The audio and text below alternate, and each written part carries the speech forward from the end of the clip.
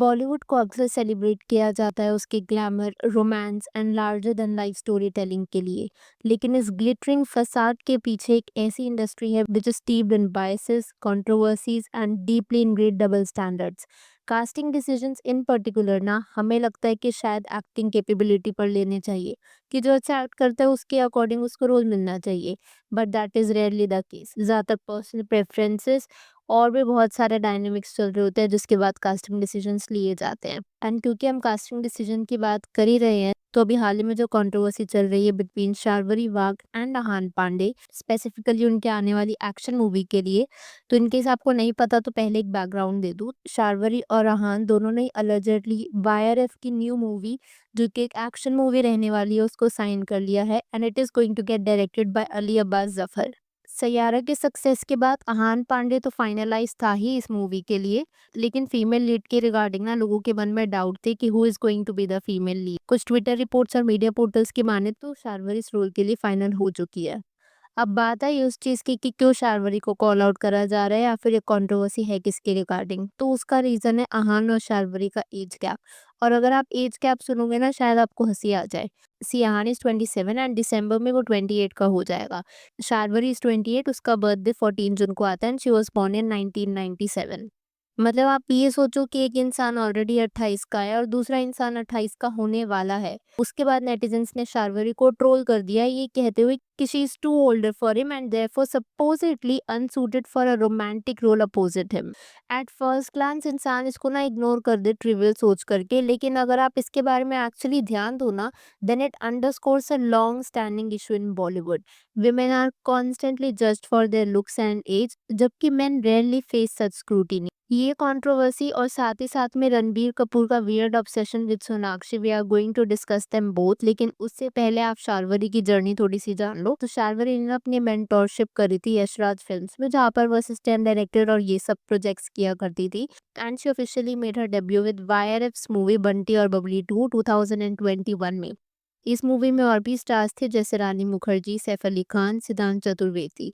Movie को mixed reviews मिले थे और मॉडरेट बॉक्स ऑफिस कलेक्शन रहा था, लेकिन शार्वरी की परफॉर्मेंस को ना अप्रिशिएट किया गया था एज अ डेब्यूटांट। शार्वरी का मेजर ब्रेक थ्रू होता है 2025 में आई हॉरर कॉमेडी मुंजया के through, a major box office hit that demonstrated her versatility. इस मूवी से ना शार्वरी ने ये प्रूव कर दिया था कि कैसे वो एफर्टलेसली हॉरर, कॉमेडी और इमोशनल सीक्वेंसेस को बैलेंस कर सकती है, showcasing that she could carry a movie as the lead.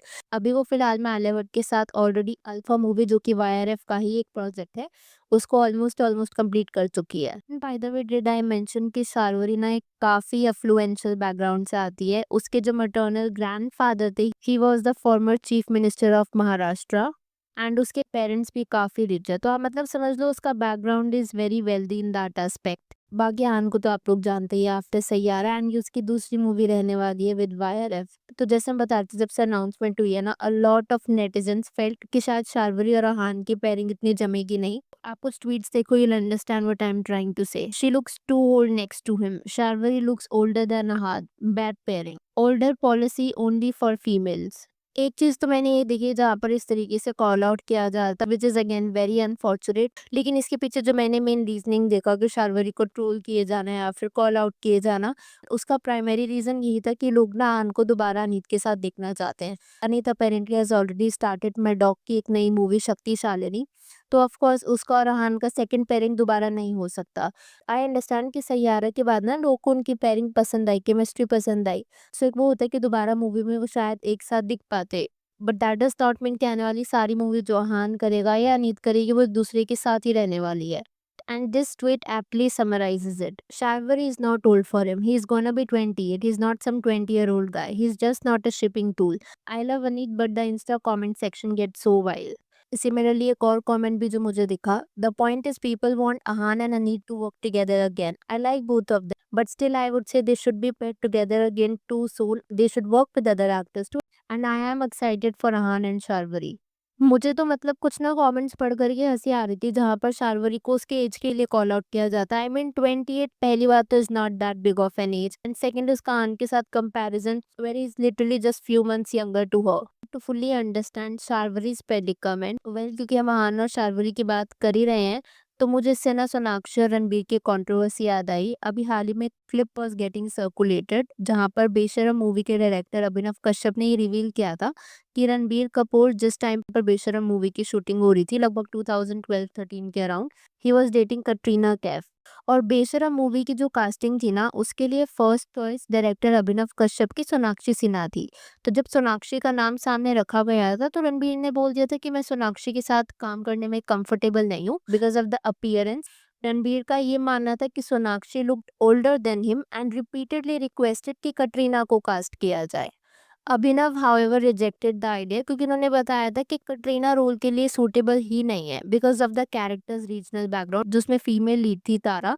She was meant to be a Punjabi girl from Delhi. और अभिनव ने बोला था कि कटरीना का एक्सेंट और जो प्रायर रोल्स उसने करे हैं ना, वो उस रिक्वायरमेंट को फिट इन नहीं होते थे। लेकिन उसके बाद भी रणबीर काफी एडमेंट ही रहा था। और ऐसा नहीं उसने सजेशन दी हो, वो परसिस्टेंटली प्रेशराइज कर रहा था अभिनव को कि पहली बात तो मुझे सोनाक्षी के साथ काम नहीं करना, और दूसरी बात मुझे कटरीना चाहिए इसमें एज अ लीड एक्ट्रेस। अभिनव की एग्जैक्ट वर्डिंग्स क्या थी यहाँ पर जो कि रणबीर ने बोला था, not Sonakshi, I am not comfortable with her.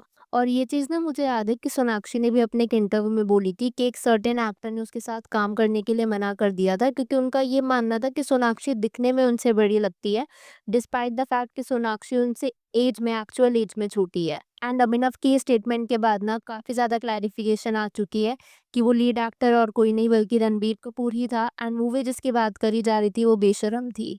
And to be honest this is a bit sad because Sonakshi ने अपने एक्टिंग प्रोएस को ऑलरेडी प्रूव करा हुआ है। और ये एक चीज़ जो मुझे ये भी नहीं समझ में आई थी कि Ranbir has already worked with actresses who are elder to him, जैसे कि कौनकना के साथ उसने काम किया था वेकअप शिट में, and then he work with Aishwarya in Ae Dil Hai मुश्किल। तो सोनाक्षी के साथ काम करने में उसे क्या प्रॉब्लम थी?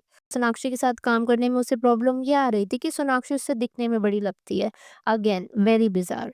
खैर जो भी फियास्को था उसके बाद ना ही सोनाक्षी इस मूवी में थी क्योंकि रणबीर उसके साथ काम नहीं करना चाहता था। कतरीना को वैसे डायरेक्टर ने साइन नहीं किया था बिकॉज उनको लग रहा था वो इनअप्रोप्रिएट है। ओनली रणबीर कपूर जो कि मूवी का मेन लीड था, he was still in the project. And by the way इसके बाद ना मैंने आर्टिकल में भी पढ़ा था कि कटरीना ने अभिनव से क्वेश्चन भी किया था कि do you have any problem with me, तुम मेरे साथ काम नहीं करते हो। मतलब ऐसा सोचो कि कास्टिंग डिसीजंस इंटरनली कितने कॉम्प्लिकेटेड होते हैं, कितने सारे फैक्टर्स होते हैं जिनको कंसिडर किया जाता है। And the most hilarious part of all is in सभी पैरामीटर्स में ना शायद acting ranks at the bottom. Acting पर कोई ध्यान ही नहीं देता, personal relationships, appearance, public perception, इन सब पर ही प्राइमरीली ध्यान दिया जाता है। Well if I come back to Shahrukh Khan, इससे बॉलीवुड की हिपोक्रेसी ये भी कहीं ना कहीं दिखती है। आप खान्स को देखो, till date they are working with actresses जो कि उनसे 20 से 30 साल छोटी होती है। एंड यहाँ पर शाहरुख जो कि सिर्फ कुछ ही मंथ्स बड़ी है, नेटिजन्स को ऐसा लग गया that she will be inappropriate to her. Very unfortunate and wild industry.